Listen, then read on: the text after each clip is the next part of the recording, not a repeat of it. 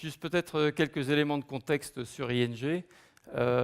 Nous, on a l'habitude de se définir comme une fintech qui a pratiquement 20 ans d'âge, puisqu'il y a 20 ans, on avait lancé ING Direct, avec au final 400 milliards d'euros d'avoir clients, 24 millions de clients dans 10 pays. Donc, avec PayPal, on a un peu la prétention de se dire que la digitalisation, on l'a prise bien avant qu'elle n'arrive. En fait, on a été un acteur de la vague précédente qui était la vague .com, hein, les internets, dont on a tous regardé avec grand dédain aussi ce qui s'y passait sans avoir beaucoup de changements fondamentalement impliquants. Cela dit, on a au cœur de notre ADN cette innovation. Et ici, je vous ai mis sur un seul slide la stratégie d'ING que l'on veut faire tenir sur un slide. Et j'ai entouré, donc vous voyez notre mission, Empower people to stay a step ahead in life and in business. Mais ce qui est important sont les 4 points qui sont mis dans les priorités stratégiques, où 2 de ces 4 points, donc comment arriver à cela, sont tournés autour de l'innovation. Donc, développer les analytics d'un côté, mais aussi accélérer l'innovation. Donc, on a beau de manière parfois un peu arrogante de se dire qu'on est en avance de phase, on a aussi cette humilité de se dire que on reste une entreprise de 52 000 personnes qui naturellement a un système immunitaire contre le changement extrêmement puissant, hein, comme j'imagine bon nombre d'entre vous. Donc changer, c'est bien, mais surtout pour l'autre, un peu moins pour moi. Et donc on a besoin de mettre des choses en place de manière structurée. Donc moi, ce que Ralph Hammers, le CEO de ING, m'a demandé dans mon rôle de Global Head of FinTech, qu'est-ce que c'est? Et oui, j'ai essayé d'illustrer ça avec à gauche le chevalier ou le roi qui part batailler, et avec à droite, vous voyez, une personne qui ne paye pas forcément de mine, mais qui a mis au point un instrument qui éventuellement, au Moyen-Âge, aurait pu servir à gagner quelques guerres. Mais vous voyez que le dirigeant se dit, écoutez, je n'ai pas besoin de vos histoires, ça ne m'intéresse pas, ce n'est pas utile. Et mon rôle est de faciliter, d'aller chercher ailleurs dans le monde, ailleurs dans le monde littéralement, les initiatives qui pourraient nous aider à accélérer notre transformation et à nous transformer plus vite. Donc aujourd'hui, nous gérons plus de 80 partenariats avec des fintechs, dans le seul but de se dire qu'on peut faire les choses différemment. Donc voilà, pour vous donner un peu le contexte de ce que l'on fait. Alors concrètement, ici, vous allez voir que ça fait en fait pratiquement depuis 2000, alors ici on a indiqué 2005, mais depuis 2000 que ces entreprises, ces fintechs, sont là et se développent. Et comme pour beaucoup de choses, on ne les voit émerger que quand elles deviennent grandes, et jusque-là, on les voit toutes petites. L'impression 3D, c'est quelque chose qui existe depuis 30 ans, mais enfin, ça n'entre pas dans notre quotidien, donc on se dit que ça n'existe pas. Mais naturellement, comme toute transformation, elle est lente, elle est invisible et souterraine jusqu'au moment où elle accélère de manière exponentielle. Et on voit ici, oui, ce schéma représente un point, donc qui sont les fintechs qui existaient. Aujourd'hui, on parle de pratiquement 9 000, bon, certains parlent de 10 000 ou 15 000 fintechs, mais surtout des investissements de plus de 100 milliards d'euros dans ces entreprises. Et de nouveau, on peut se dire, oui, mais bon, on en a vu des .com hein, qui se sont plantés et ça n'arrivera jamais à rien, nous on est là. Voilà, moi je vous inviterai juste à la réflexion parfois un peu socratique de se dire moi je sais que je ne sais pas, en tout cas il y a des choses qui changent et l'ouverture à ce qui se passe est plus de nature à m'aider à me développer plus rapidement. Donc vous voyez à droite l'immense tissu qui s'est développé et non pas uniquement dans le paiement, parce que le paiement a été la première activité à être disruptée de manière plutôt massive, donc elle est en avance de phase par rapport aux autres, mais on voit que tous les secteurs d'activité, à leur rythme, commencent à être touchés par cette vague, et je vais vous donner quelques exemples concrets par la suite. Merci Alexandre. Voilà, c'est pour savoir si vous voyez la même chose que moi. Voilà. Et ici, quelques exemples concrets, parce que de nouveau, on se dit, mais oui, mais c'est une vague, ça fait beaucoup de bruit, qu'est-ce qui se passe? Ici, sur ce schéma, vous voyez la taille de la bulle et la valorisation actuelle de ces entreprises et les activités dans lesquelles elles sont présentes. Alors évidemment, vous avez un PayPal qui vaut pratiquement 45 milliards, mais je vous rappelle que PayPal aussi, il y a 20 ans, on disait bah ouais, enfin, qu'est-ce que c'est que ce paiement par Internet? On ne fera jamais confiance à n'importe qui. J'envoie un email et bon, bah, n'importe quoi. Aujourd'hui, cette entreprise vaut 45 milliards. Je ne sais pas qui dans cette salle travaille pour une entreprise qui vaut plus, mais je pense qu'elles ne sont pas nombreuses. Et on voit qu'autour de cela, dans le paiement, pas mal d'entreprises se sont développées. Quand on voit une entreprise comme Adyen, je ne sais pas si je ne pense pas qu'elle soit reprise là-dessus, c'est une entreprise qui a traité l'année dernière 90 milliards d'euros de volume. D'accord? Donc ça n'existe pas, elle n'existait pas il y a 7 ans. D'accord? Ça n'existait pas. Et aujourd'hui, c'est une boîte qui vaut plus de 4 milliards. D'accord? Donc on peut dire que ça n'existe pas, que ça ne tiendra pas. Il y a certaines réalités, je pense, que je vous invite à regarder. Et vous voyez que même en bas à droite, le monde de la banque d'investissement commence aussi à remuer. Et je vais vous donner tout à l'heure quelques exemples. Donc ces boîtes-là existent. Ce sont des transactions qui ont eu lieu, des valorisations qui sont des valorisations de marché, donc elles ne sont pas inventées. Et ça commence à toucher tous les différents secteurs d'activité. Et ce qu'il y a d'assez nouveau aussi, c'est que bien sûr, les grandes banques s'y attellent petit à petit. Bien sûr, les fintechs commencent à arriver, mais on voit aussi des entreprises, on va dire, de technologie, hein, qu'on appelle souvent GAFA, qui commencent à grappiller en fait petit à petit des parts de marché sur ces marchés-là. Donc je ne sais pas si vous savez, mais PayPal par exemple ou Amazon fait du crédit aux PME. Hein, aujourd'hui, elle fait du crédit aux PME. Donc on peut dire oui, c'est un truc de retailer, c'est très bien. Mais aujourd'hui, pourquoi est-ce qu'ils font du crédit aux PME? Parce qu'ils savent qu'il y a une inefficacité extrêmement importante dans le marché qui fait que sur base de la donnée qu'ils ont accumulée, quand vous savez que ce client a une plateforme par laquelle il passe et que vous connaissez tous les achats qui sont effectués, que vous connaissez le profil des clients, que en fait vous savez beaucoup de choses et sont beaucoup plus que dans un bilan qui a 18 mois. D'accord? Donc c'est le mode de pensée qui devient extrêmement différent, c'est ne plus se penser à la manière dont on a fait la gestion du risque en fait de manière générale auparavant. Mais comme vous savez, le risque, il est fonction du savoir ou de la connaissance. Donc si vous ne connaissez rien de l'individu ou de la contrepartie, vous ne prêtez pas.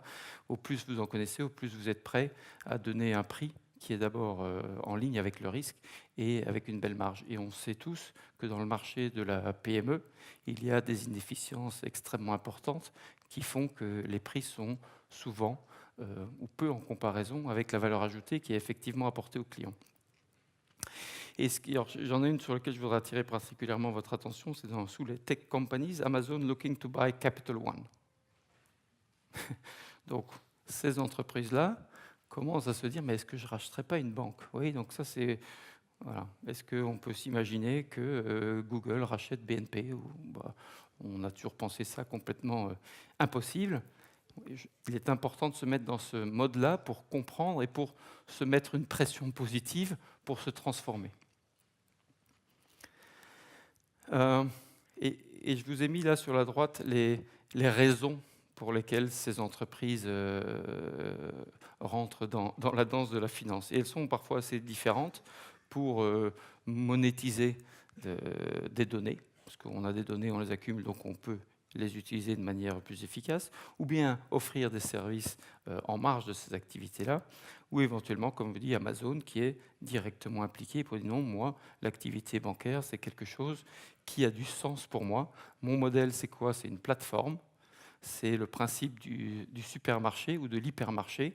La valeur de l'hypermarché, c'est quoi? C'est d'attirer X millions de clients. Après, vous allez voir vos fournisseurs en disant boisson gazeuse, Coca-Cola, voilà, je vous amène 1 million de clients, je peux vous mettre en tête de gondole ou pas.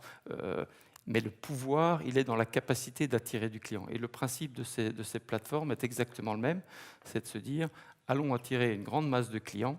Et vous voyez, 1 milliard 800 millions d'utilisateurs pour Facebook. Je pense que aucune autre entreprise financière n'est capable d'afficher de tels résultats. On voit une montée en puissance de la Chine qui est extrêmement importante, avec Alipay qui est à 600 millions de clients, d'accord. Donc Tencent a pratiquement 1 milliard. Voilà, ça vous donne un peu des ordres de grandeur qui font qu'aujourd'hui, des volumes, je pense que c'était 20-25% des achats à l'aéroport de Francfort étaient faits par Alipay, que pendant la période des soldes, 50% des paiements au Body Shop à Londres étaient faits par Alipay. Voilà, donc ces choses-là sont peut-être pas tout à fait sensibles ou visibles à nos yeux, mais elles arrivent de manière rampante jusqu'au moment où la vague risque d'être importante si on n'est pas préparé.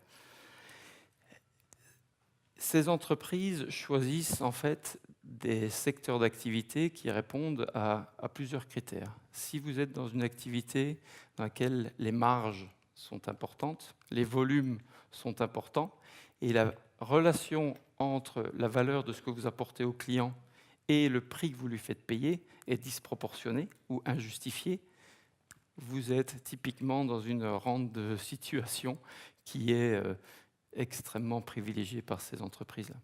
On le voit dans le paiement international, hein, vous avez une session là, juste avant, c'est une activité dans laquelle voilà, on ne peut pas dire que... alors c'est un moment délicat de le dire, mais vous le savez tous, je pense que la valeur du service qui est rendu est sans doute pas forcément en proportion égale et totale avec le prix qui est facturé. Pourquoi ? Parce qu'aujourd'hui, il y a moyen de rendre ce service de manière beaucoup plus économique qu'auparavant. Donc le prix, sans doute qu'une banque fait payer est logique par rapport à sa structure de coût. Or, aujourd'hui, avec des structures de coûts différentes, on peut offrir des produits très différents. Et les banques ont cette obligation pour elles, hein, pour assurer leur pérennité, de faire ces choix. Et de se dire, est-ce que je veux être les rails sur lequel le business se fait. Donc moi, je gère l'infrastructure, un peu ce que les télécoms ont vécu par le passé et par le présent. Ou bien de se dire, non, moi, je veux être propriétaire du train, de la relation client. Et là, il faut amener quelque chose de très différent. Je vous ai pris ici, pour être un peu plus dans le détail, deux activités qui sont Transaction Services et Financial Markets, pour vous donner quelques exemples un peu plus concrets de ce qui s'y passe. Et vous voyez que les volumes de transactions sur ces activités-là, en termes d'acquisition et de développement dans le monde de la FinTech, est en train de s'accélérer. Le paiement, je vous dis 25% des FinTech sont exclusivement orientés sur le paiement, ce qui rend les choses parfois très compliquées pour les entreprises, de pouvoir faire des choix entre une entreprise qui offre peut-être un super prix, mais est-ce qu'elle peut offrir la pérennité et la stabilité dont on a besoin. Voilà, c'est là où les banques ont certainement encore une belle carte à jouer pour l'avenir. Et peut-être un peu plus de temps sur les marchés financiers, parce que c'est quelque chose que l'on regarde avec un peu plus de distance. Oui, mais là, nous, c'est quand même, on est dans la vraie haute finance, vous voyez, donc on n'est pas digitalisable. Nous, vous voyez, c'est... Les épiciers peut-être, mais nous quand même pas, on est dans le grand luxe. Eh bien, détrompons-nous. Parce que ce qui est en train d'arriver, c'est que, et je vais vous donner quelques exemples, c'est que par exemple Goldman Sachs est arrivé à la conclusion qu'il pouvait remplacer 4 equity traders par un computer scientist. Voilà. Donc ça, c'est une réalité d'aujourd'hui et ils sont en train de s'organiser pour faire les choses différemment. Ils sont aussi en train de regarder les 142 étapes nécessaires pour amener une entreprise en bourse, pour faire une IPO, et de se dire que ces 142 étapes sont certainement aussi automatisables et digitalisables. Donc il y aura sans doute une partie qui ne l'est plus, mais cette tendance-là, elle a commencé de manière extrêmement concrète, et alors peut-être pas tant que ça en Europe continentale, mais dans les banques, en tout cas anglo-saxonnes, c'est quelque chose qui est devenu une réalité. Des plateformes aussi sur lesquelles on fait aujourd'hui du trading en equity ou en bonds jusqu'à 75 milliards d'euros. Voilà, c'est des choses qui sont une réalité parce que le monde du financial markets est en fait digital par essence. C'est pas qu'il n'est pas digital, il a toujours été digital. Il a même été digital bien avant les autres. La seule chose, c'est qu'il était digitalisé sur des vieilles plateformes avec des vieux protocoles. Donc l'idée aujourd'hui, c'est de le transformer, mais la digitalisation des financial markets est une réalité. Alors comment est-ce que voilà, le choix de la photo n'est pas tout à fait innocent. J'ai vu, moi, je vois encore beaucoup de banques ou de dirigeants qui ont cette faculté à ne pas regarder la réalité. Je pense qu'elle est là. J'ai la chance de travailler dans une entreprise hollandaise dont le pragmatisme est roi et qui regarde à la réalité des choses, qui voit un problème, qui l'aborde et qui l'adresse. Je vois depuis un an ou deux, peut-être, un début de sensibilisation à cette ère digitale au sein des grandes banques. Et aussi paradoxal que cela puisse paraître, ce ne sont pas les fintechs qui ont fait émerger cette prise de conscience. La prise de conscience, à mon avis, elle vient de la courbe des taux. La courbe des taux qui montre que quand vous êtes dans une banque et que la courbe des taux ne va pas forcément dans le bon sens et que vous êtes dans un business qui est extrêmement majoritairement à frais fixes, vous avez rapidement un problème une fois que vos portefeuilles de réplication d'investissement viennent à échéance. Donc, les dirigeants en fait, des grandes banques ont compris la nécessité de digitalisation, non pas de manière proactive en saisissant des opportunités, mais une manière de se restructurer et une obligation en fait de réduire leurs coûts et leurs voilures. Ce qui est pour moi sans doute une opportunité manquée en termes de développement. Alors comment fait-on Je pense que c'est de regarder cette réalité. Le chemin est inéluctable. On peut dire que ça n'arrivera pas. La digitalisation est là. Donc de deux choses l'une, soit on la subit, soit on devient un acteur important. Mais pour devenir un acteur important, il faut l'intégrer au sein de son organisation. La deuxième chose, c'est ce que j'appelle l'empowerment. C'est le fait que dans notre société, chacun veut être le master of its own destiny, donc le besoin d'être en contrôle de ses activités. Et ça, je le vois aussi bien dans le retail que dans le wholesale. Vous voulez gérer vos finances, vous ne voulez plus aller faire la queue dans une agence bancaire pour dire est-ce que je peux avoir mon argent s'il vous plaît. Non, ça c'est juste devenu insupportable et inacceptable. Même chose dans l'entreprise, vous voulez pouvoir gérer votre trésorerie, avoir les moyens de pouvoir décider. Alors c'est très bien d'avoir des conseils et de l'information, hein, c'est important de l'avoir. En revanche, le pouvoir, en fait, c'est l'inversion des équilibres de pouvoir entre le client et son fournisseur banquier a changé, est en train de changer encore plus rapidement.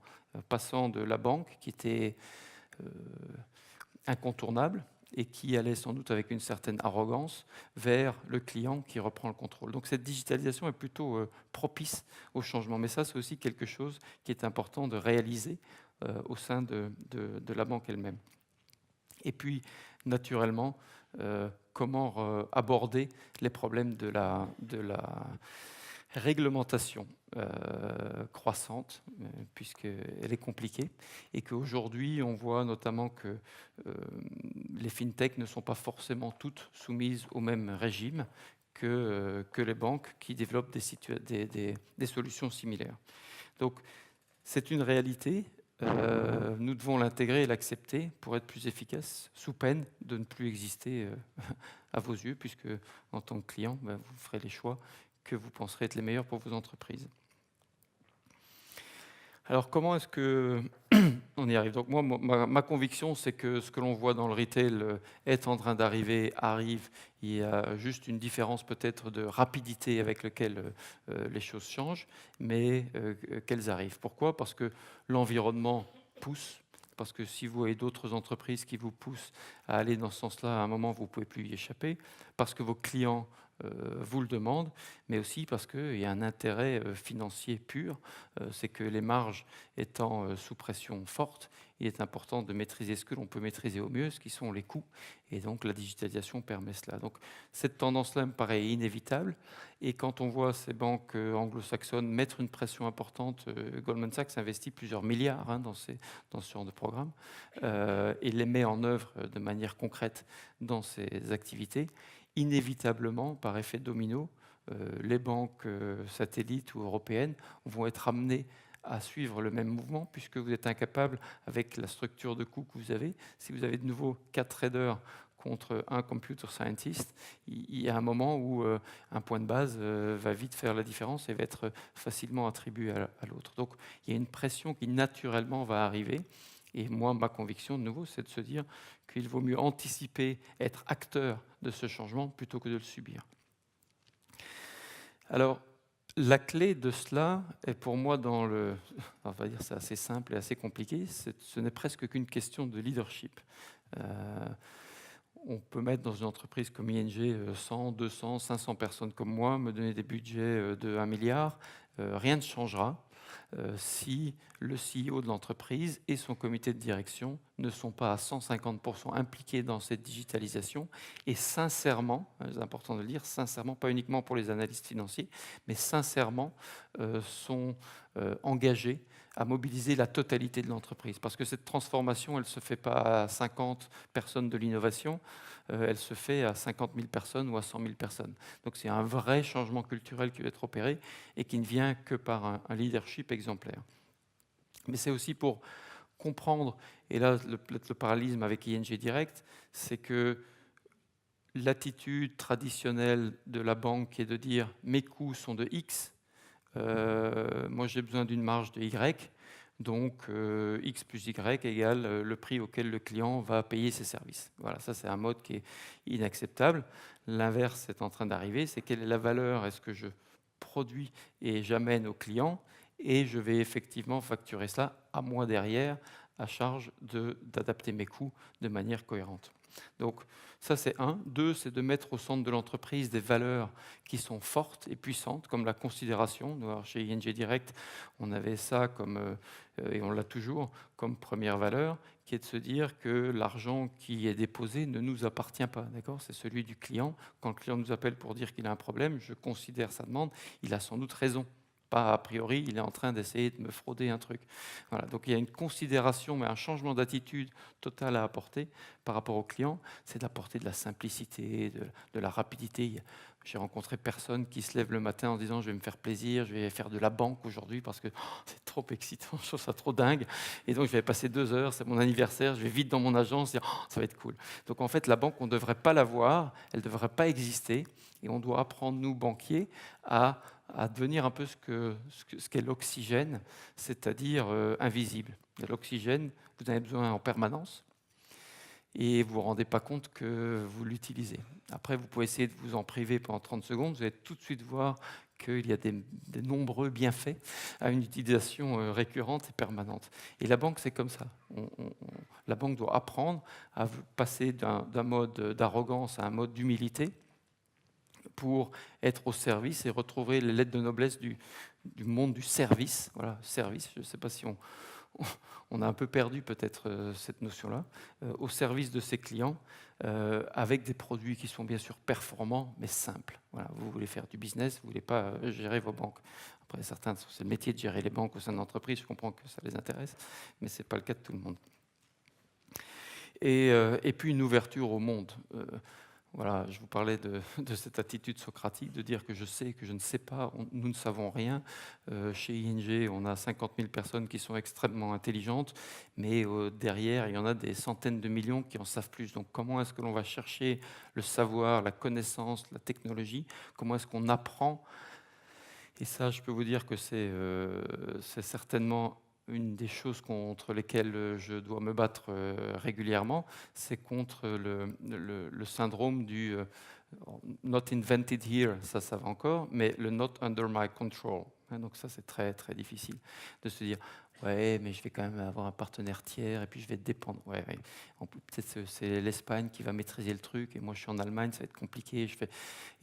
Et tout le travail est un travail de fond, de réassurance pour la livraison des services. Mais c'est extrêmement important d'être ouvert à ce monde autour de nous. Donc mettre l'innovation au cœur, voilà, ça, je pense que ça ne sert à rien d'en reparler trop, et transformer la culture d'un mode décisionnel qui est complètement hiérarchisé, verticalisé, vers un mode de fonctionnement horizontalisé. Alors, ce que l'on a fait aux Pays-Bas notamment, c'est qu'on a transformé toute l'organisation, on a fait exploser les silos des produits, du marketing, de la vente, des opérations, de l'IT, pour le transformer on a copié en fait l'organisation d'entreprises comme Spotify au sein de la banque. Donc on a reconstruit tous les étages de la banque, les bâtiments, pour en faire une organisation plutôt high-tech, fintech ou start-up, avec des équipes d'une dizaine de personnes qui travaillent sur un sujet. Donc par exemple, comment devenir client PME. Et on a un gars du produit, un gars du marketing, des opérations de l'IT, qui travaillent ce projet, qui ont leur budget et qui travaillent en complète indépendance et autonomie pour pouvoir livrer tous les 15 jours ou 3 semaines des solutions concrètes aux clients. Donc ça, toute l'entreprise aux Pays-Bas a été transformée de cette manière-là. On est en train de déployer cela en Belgique, en Pologne. Voilà. Donc l'idée est aussi de se transformer soi-même dans sa manière de prendre des décisions et de s'organiser. Et c'est là qu'est la clé. Ça demande beaucoup de courage, et on revient de nouveau au leadership, le courage de faire ces choix qui sont extrêmement impliquants, mais qui sont à mon avis déterminants pour assurer la pérennité de l'entreprise. Et donc, en conclusion, je vous dirais que selon moi, les changements du retail n'ont été que les prémices de ce qui est en train de se passer dans le wholesale et qui va s'accélérer. Deuxièmement, je vous invite chacun à, en tout cas, participer de manière plutôt active que passive à ces développements, de les regarder et puis de vous en inspirer, sachant que ce que l'on fait n'est pas parfait, mais ce n'est pas grave, que c'est un processus en fait de mobilisation et de changement culturel et de transformation, et que le plus grand défi qui est là n'est pas un défi de digitalisation. Donc, voilà, pour tous les Chief Digital Officers qui sont là, pour qui j'ai beaucoup de respect, le sujet n'est pas dans la digitalisation, mais effectivement dans la transformation humaine et dans la culture de l'entreprise, pour amener une entreprise à regarder et à se construire pour les 10 années qui viennent, plutôt que de souffrir, à subir ce qui se passe dans le monde extérieur. Voilà. Je vous remercie pour votre attention.